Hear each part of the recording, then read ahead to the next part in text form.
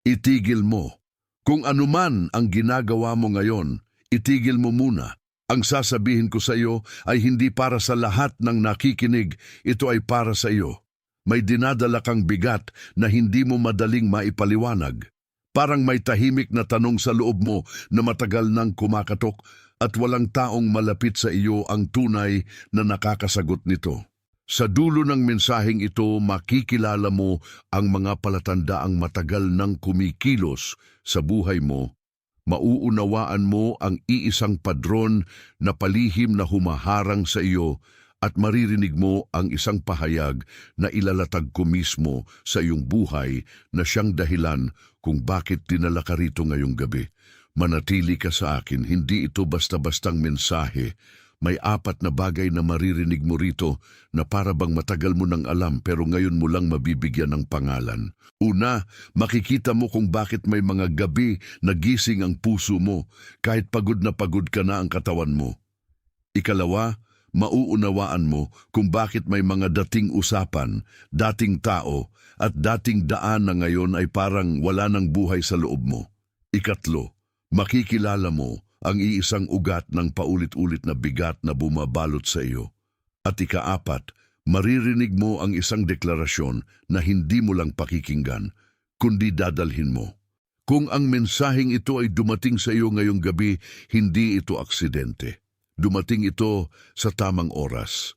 Sa sandaling, hindi ka na nakikipagkunwari sa sarili mo na sapat na ang mga sagot na nakuha mo dati. Dumating ito sa iyo nang may takdang sandali. Parang may tumawag sa iyo sa loob ng dilim at sa wakas ay tumigil ka para makinig. Hindi ka napadpad lang dito, dinala ka rito. May nangyayari na sa iyo nitong mga huling araw at hindi ito maliit, hindi ito pagod lang, hindi ito simpleng kaba. May mas malalim na gumagalaw at habang sinusubukan mong ipagpatuloy ang araw mo na parang walang nagbago, alam mo sa loob mo na may nagbago na nga. Marahil nagigising ka sa iisang oras ng paulit-ulit kahit wala namang malinaw na dahilan. Hindi ka naman laging masama ang tulog, pero may sandaling sa gitna ng gabi. Pansin, kailangan mong maghanda ngayon. Naghanda ako ng eksklusibong material para sa mga nararamdamang inihiwalay para sa mas dakilang layunin, ngunit nabubuhay na napapaligiran ng ingay, mga abala at mental overload.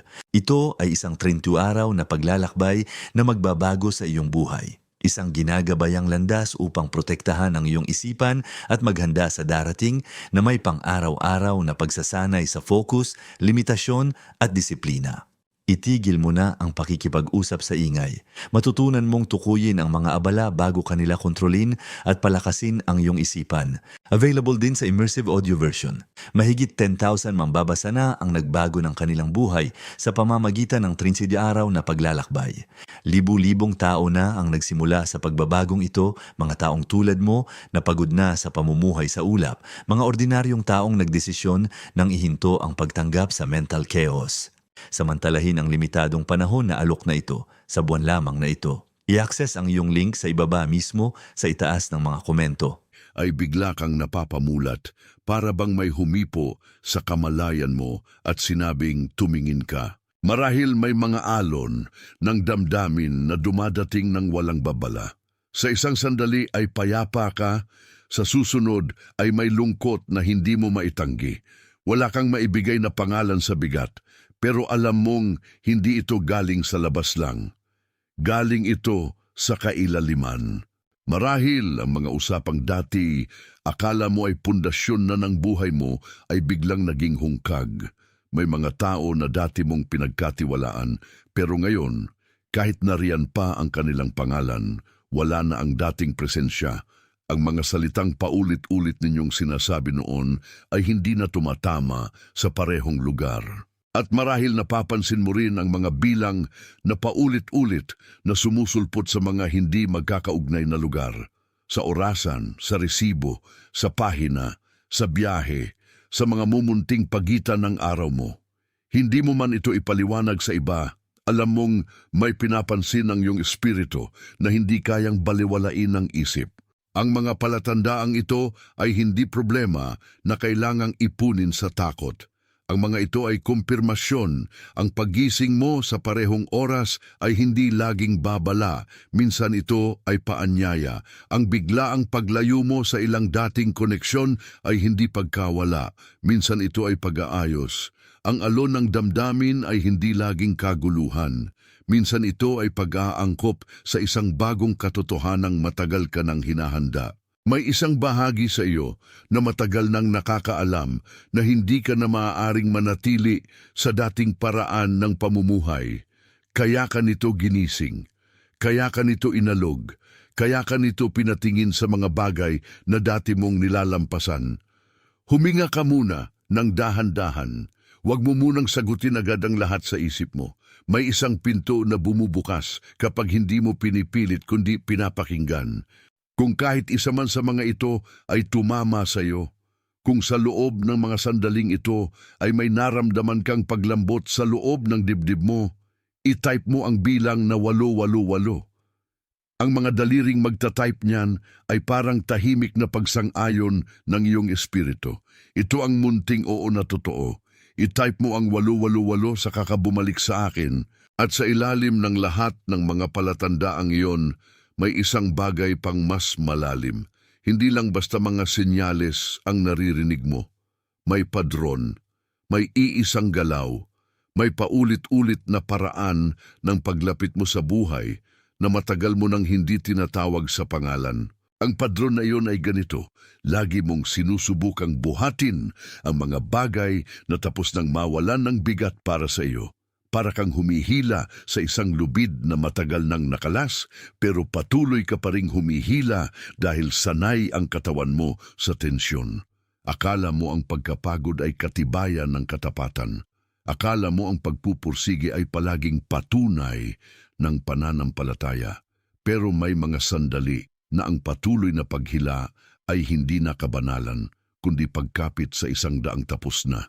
Ito ang dahilan kung bakit minsan nararamdaman mong ikaw ang laging gumagawa ng paraan, ikaw ang laging sumusubok, ikaw ang laging nag-aayos, habang ang ibang tao ay tila mas nakakapagpahinga sa buhay kaysa sa iyo.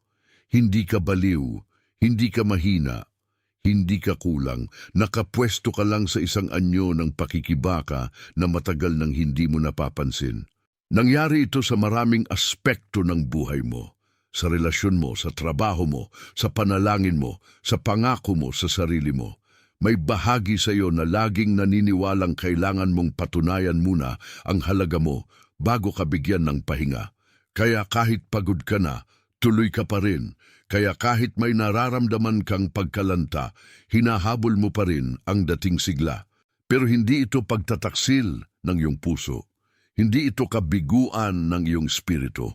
Ito ay isang padron na matagal mo nang isinusuot na parang normal, kahit matagal na pala nitong binibigatan ang iyong paghinga.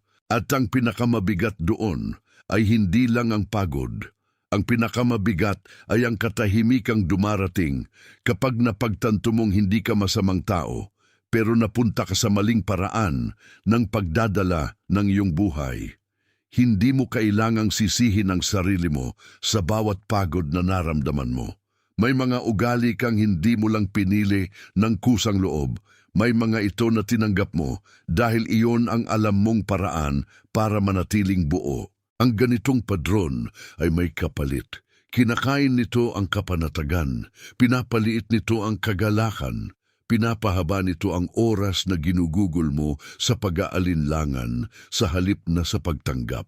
At dahan-dahan, nang hindi mo napapansin, nagiging normal ang pagiging laging nakaabang sa susunod na hamon, sa susunod na bigat, sa susunod na kailangan mong ipaglaban. Pero narito ang hindi mo pa nakikita ng buo. Sa ilalim ng padron na ito ay may mas matandang pinagmulan. Hindi lang ito basta gawi. May pinagmulan itong malalim at dala-dala mo ito na parang lumang bahay na matagal nang tinirhan ng hininga mo. Isipin mo ang isang lumang bakuran na minsan ay bukas sa araw, ngunit kalaunan ay tinamnan ng anino. Nandoon pa rin ang espasyo, nandoon pa rin ang bakod, nandoon pa rin ang daan, pero may isang bahagi ng liwanag na naging bihira, At ang bakuran na dating para sa pagtitipon ay naging lugar ng pag-iingat. Ganyan ang nangyari sa loob mo. May isang panahon na ang bakuran ng iyong loob ay mas malawak kaysa sa takot mo. May panahon na ang iyong tinig ay mas buo kaysa sa pagdududa mo. Ngunit may dumating na karanasan, mensahe, kapaligiran o presensiyang dahan-dahang nagpaunawa sa iyo na mas ligtas ang tumahimik kaysa sumagot. Mas ligtas ang maging maingat kaysa magbukas. Mas ligtas ang magbigay ng kaunti kaysa ibigay ang buong sarili. At mula roon, unti-unting naging masikip ang dating maluwag. Ang dating natural ay naging kinokontrol. Ang dating malayang daloy ay naging maingat na paghingi ng pahintulot. Hindi mo iyon ginawa dahil gusto mong mawalay sa iyong sarili. Ginawa mo iyon dahil may bahagi sa buhay mo na kailangang mabuhay sa ilalim ng ulan at natutunan mong huwag nang umasa sa buong sikat ng araw. Kaya ngayon, ang nararamdaman mong pagnipis ng dating lakas ay hindi simpleng pagkalugmok. Ito ay paalala na may bahagi sa loob mo na matagal nang hindi nasisinagan. May bahagi kang naging tahimik, hindi dahil wala kang sasabihin, kundi dahil nasanay kang mas ligtas ang hindi magsalita. At sa katahimikang iyon, may mga pangarap kang halos hindi mo na binabanggit kahit sa sarili mo. May mga pagnanais kang itinatago mo sa mismong dibdib mo. May mga hangarin kang dati ay malinaw, pero ngayon ay parang nakatabing sa alikabok ng paghihintay. Ang bakuran ay hindi kailanman tumigil sa pagiging iyo, pero may mga pintong isinara, may mga daanang tinakpan, may mga sulok na hindi mo na napuntahan dahil matagal mo nang inisip na ang katahimikan doon ay mas ligtas kaysa sa katotohanan. Pero hindi ito tapos. Ang tunay na pagbabago ay nagsisimula kapag hindi mo na lamang tinitingnan ang mga halaman sa ibabaw ng lupa, kundi ang ugat sa ilalim nito. At ang ugat na iyon ay hindi humihingi ng takot. Humihingi ito ng pagkilala. Huminto ka muna rito. Hayaan mong lumapag ang larawan sa loob mo. May mga bagay na mas naitutuwid kapag hindi mo sila pinipilit. Nauuna ang pagkilala. Sumusunod ang pagbabalik. Kung ang bakurang iyon ay biglang naging malinaw sa iyo, kung ang larawan ng dati mong maluwag na loob ay tila tumama sa lugar na hindi mo maipaliwanag, i-type mo ang mga salitang naiintindihan ko na. Huwag mo itong gawing pakiusap. Gawin mo itong tatak ng pagkilala. I-type mo ang naiintindihan ko na saka ka bumalik sa akin. Dahil ang pagbabalik ay hindi nagsisimula sa mas matinding pagsisikap. Nagsisimula ito sa pagtigil ng maling pagtakbo. Nagsisimula ito kapag napagtanto mong hindi mo kailangang habulin ang lahat ng bagay na matagal nang hindi na humihinga sa parehong paraan. Ang nasa harap mo ngayon ay hindi simpleng pagbabago ng mood o panahon. Ito ay pag-uwi.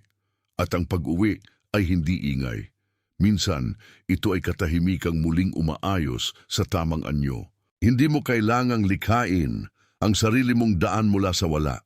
Hindi mo kailangang pilitin ang isang pinto na ibinubukas na pala sa loob. Hindi mo kailangang ipamukha sa mundo na kaya mong dalhin ang lahat. Ang kailangan mo ay matutong tumanggap muli. Tumanggap ng katahimikan na hindi mapanakit. Tumanggap ng liwanag na hindi naniningil. Tumanggap ng mga sandaling hindi mo kailangang ipagtanggol ang sarili mo sa bawat paligid.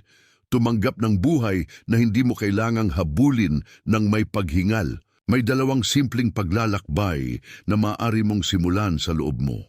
Una, ang tinatawag kong tahimik na selyo sa umaga. Bago ka magsalita sa sinuman, bago mo buksan ang mga bagong hinihingi ng araw, ilagay mo muna ang kamay mo sa dibdib mo at sabihing, narito ako at hindi ko kailangang ipaglaban ang aking halaga ngayong umaga. Hindi ito gawain para lang tapusin. Ito ay pag-alala sa isang bagay na matagal nang totoo. Ikalawa, ang tinatawag kong pagsusuri ng alon. Sa pagtatapos ng araw, tanungin mo ang sarili mo kung alin sa mga damdamin mo ang sayo at alin ang dinala lang ng takot, ng pagod o ng lumang ugali ng pagkapit.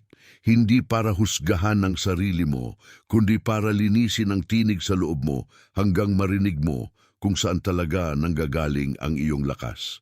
Ang mga ito ay hindi tanikala ng bagong obligasyon. Hindi ito listahan ng mga dapat mong ipasa.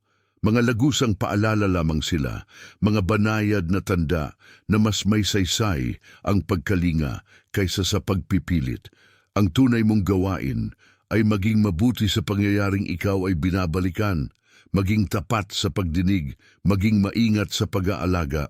Hindi mo kailangang ipilit ang daloy kung ang pinag-uusapan ay pagbabalik ng buhay.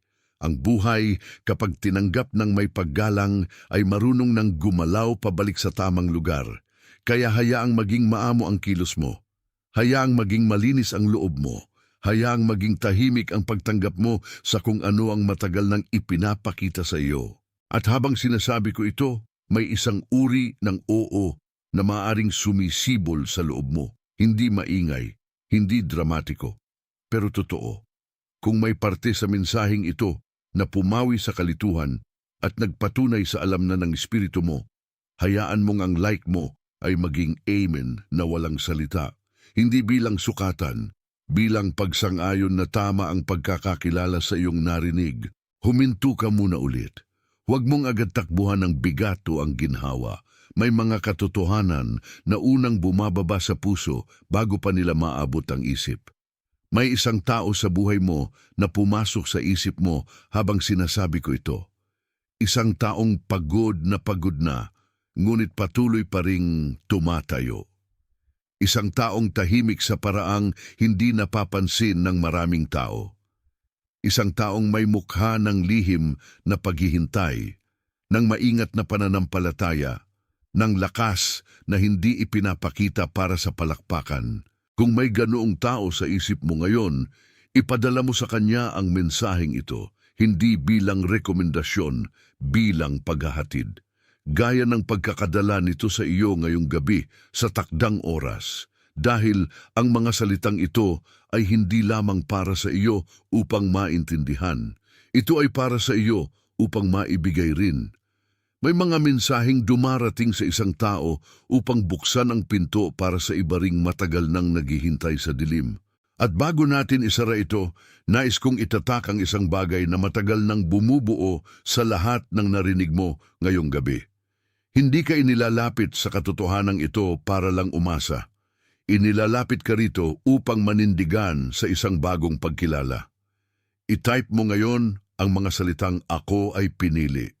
Hindi bilang hiling, hindi bilang pagmamakaawa, bilang kumpirmasyon. Ang tinig na dahan-dahang bumabalot sa iyong pakikinig ay hindi para ikahiya mo. Ito ay para bantayan mo hanggang maging buhay mo.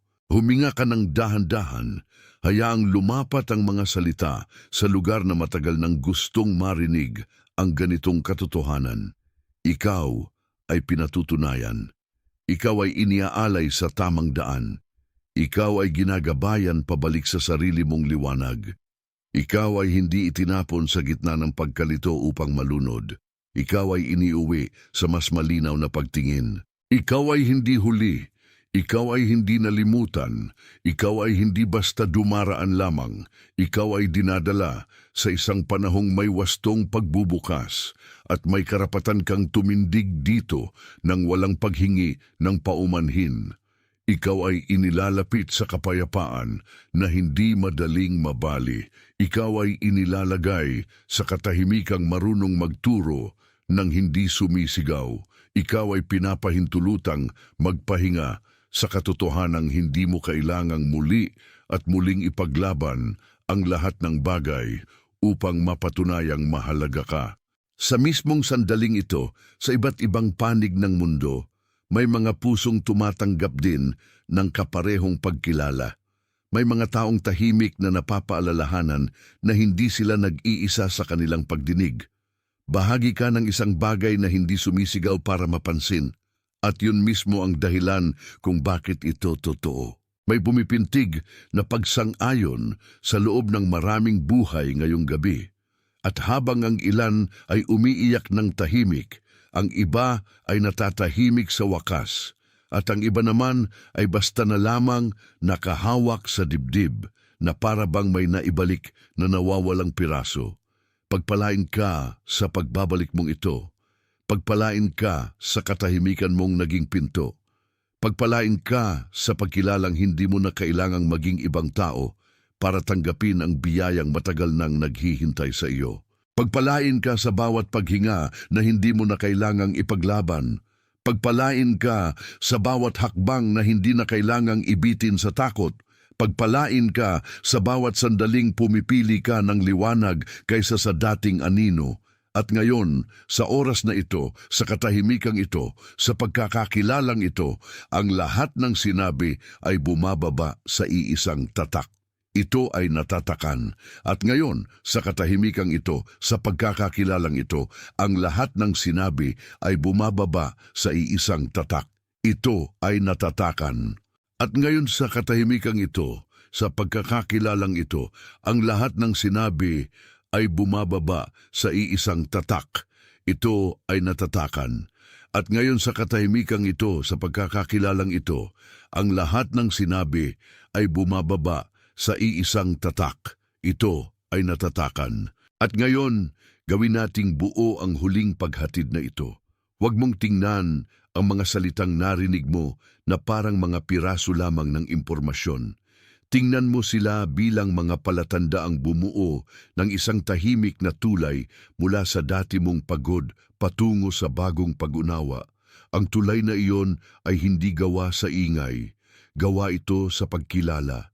Gawa ito sa katahimikan. Gawa ito sa pagpayag mong hindi na muling ikahiya ang pagnanais mong mabuhay ng mas magaan. At kung may napansin kang banayad na pagbabago sa paraan ng pagtingin mo sa sarili mo, alagaan mo yon. Huwag mong hayaang agad itong matabunan ng dating paghamak, ng dating pag-aalinlangan, ng dating pagkubli. Ang mga bagong anyo ng kapayapaan ay kailangang bantayan sa simula. Hindi dahil marupok sila, kundi dahil matagal silang hindi pinahintulutang manatili. Kapag minahal mo ang mga ito, lalalim sila. Kapag pinrotektahan mo ang mga ito, magiging tahanan sila. Kaya sa mga susunod na sandali, kung may nais ka pang itanong sa sarili mo, itanong mo ito ng may lambing. Hindi na mula sa lugar ng takot. Mula na ito sa lugar ng pagkilala. Tanungin mo kung saan ka pa rin kumakapit sa lumang anyo ng pagdadala. Tanungin mo kung alin sa iyong pagod ang sa iyo pa at alin ang matagal nang dapat ibinaba. Tanungin mo kung anong bahagi ng iyong loob ang gustong mabuhay ulit sa liwanag. At pakinggan mo ang sagot ng hindi mo ito minamadali. Dahil ang sagot ay darating sa paraan ng pagluwag. Darating ito sa paraan ng pagbitaw sa hindi mo na kailangang ipagtanggol. Darating ito sa paraan ng kakaibang katahimikan na nagsasabing, sapat na, maaari ka nang magpatuloy. At kapag narinig mo iyon, huwag kang magtaka kung bakit biglang hindi na ganun kabigat ang mga dating iniisip mo. Ang kapayapaan ay may sarili nitong paraan ng pag-aayos sa kalat na matagal nang nasa loob.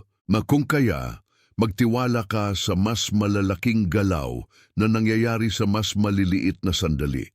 Magtiwala ka sa paghinga mong mas malalim kaysa kahapon.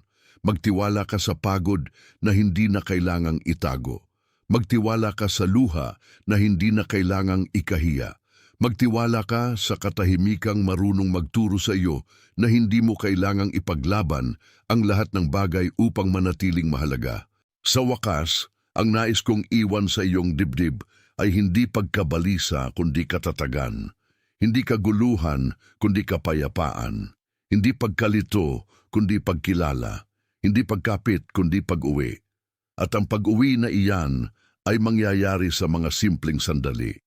Sa isang mabagal na paghinga, sa isang tapat na panalangin, sa isang mapayapang pagtingin sa sarili mong salamin, sa isang sandaling hindi ka na nakipagtalo sa katotohanang may mabuti ring nakalaan sa iyo. Kaya kapag sumapit ang susunod na gabi at naramdaman mong bumabalik ang katahimikan na ito, huwag mo itong palayasin. Batiin mo ito. Hayaan mong umupo ito sa tabi mo. Hayaan mong ipaalala nito na ang takot ay hindi na ang tagapagsalita ng iyong buhay. Ikaw na ang marahang nagsasalita sa sarili mo ng may dangal. Ikaw na ang marunong tumanggap. Ikaw na ang marunong maghintay ng hindi nasisira. At sa paglakad mo mula sa sandaling ito, huwag mong kalimutan ang isang huling katotohanan. Ang liwanag ay hindi lamang para sa mga panahong magaan. Ito ay para sa mismong gitna ng pagkapagod, sa mismong gilid ng pagkasira, sa mismong puwang kung saan akala mo ay wala nang babalik. Doon ito pinakamalinaw, doon ito pinakaepektibo, doon ito ipinaalala na hindi ka kailanman iniwang walang daan. Kaya dalhin mo ang kapayapaang ito na parang isang matibay na panata sa loob mo. Hindi mo kailangan itong ipagsigawan, kailangan mo lang itong pahalagahan, at sa pagpapahalaga mo rito, mas lalong gaganda ang paraan ng iyong pagdating sa sarili mong bukas. Hindi ka mabubura ng mga lumang araw, hindi ka makukulong sa mga lumang anino, hindi ka na muling mawawala sa sarili mong liwanag. At ngayon, sa huling paghinto na ito, yakapin mo ang katahimikan bilang kaibigan. Yakapin mo ang pag-asa bilang kasamang matagal nang naroon. Yakapin mo ang pagpanatag bilang tanda na ang loob mo ay mas handa na kaysa sa inaakala mo. Sapagkat ang gabing ito ay hindi nag-iwan sa iyo ng pangarap lamang. Iniwan ka nito sa isang mas malinaw na landas pauwi sa kung sino ka na talaga. Iyan ang dalangin ng sandaling ito para sa iyo. Iyan ang banayad na paglalapag ng katotohanan sa iyong dibdib. Iyan ang huling liwanag na sinamahan ka hanggang dito. At sa liwanag na iyan, magpatuloy ka ng may katahimikan, may dangal, at may pag-uwi.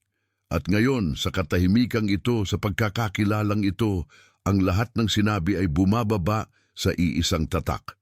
Ito ay natatakan. At kapag sinabi kong magpatuloy ka, hindi ko tinutukoy ang pagmamadali. Ang tinutukoy ko ay ang payapang paglalakad ng isang taong alam na niya ngayon kung saan siya uuwi. Hindi mo na kailangang habulin ang bawat sagot na may kaba sa dibdib. Marami sa mga sagot na mahalaga ay darating lamang kapag ang loob ay tumigil sa paghingi ng patunay sa bawat hakbang.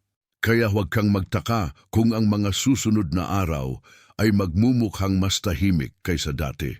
Ang tahimik ay hindi laging walang nangyayari. Minsan, ang tahimik ang tanda na ang mga piraso ay muling inaayos sa ilalim ng ibabaw. Ang tahimik ay maaaring palatandaan na may mga bagay na mas mataas kaysa sa ingay, mas malalim kaysa sa damdamin, mas totoo kaysa sa pansamantalang kaba. At kung sa isang sandali ay mapansin mong hindi mo na gustong dalhin ang dating bigat sa parehong paraan, sundin mo ang pagnanais na iyon.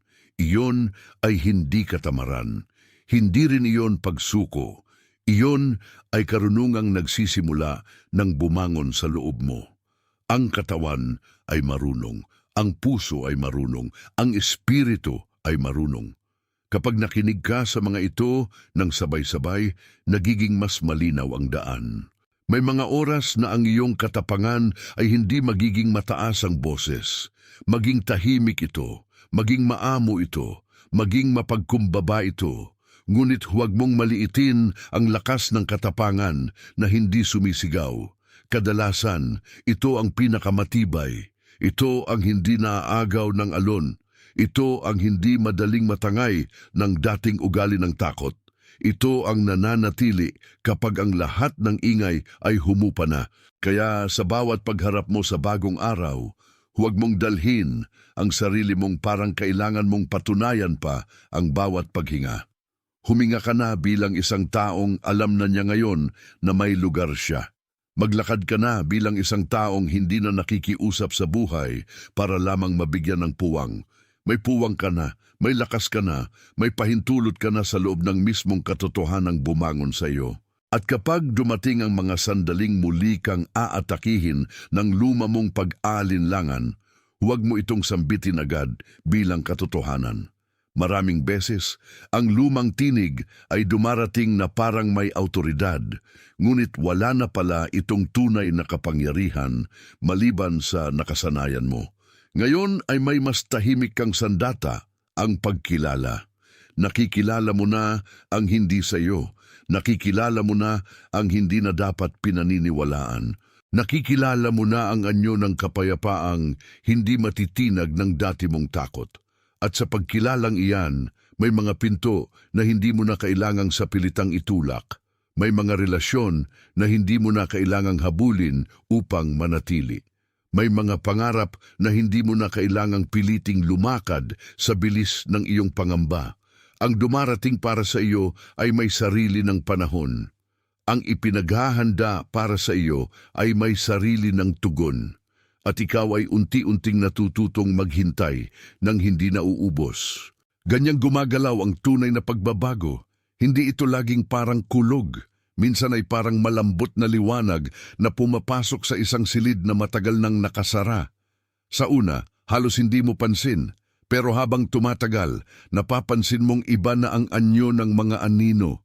Mas malinaw na ang paligid, mas maaliwalas na ang loob, at doon mo lang mapagtatanto na may nangyari na palang napakahalaga. Kaya huwag mong laging hilingin na makita agad ang buong larawan. Sapat na muna na makita mo ang susunod na hakbang ng may kapayapaan. Sapat na nakilalanin mo ang pagluwag sa dibdib mo. Sapat na matanggap mo ang katotohanang hindi ka na kailangang makipagsabayan sa dating pagod. Ang bawat maliit na pagtanggap ay may bigat na hindi mo agad nakikita, ngunit tiyak na nararamdaman sa paglipas ng mga araw.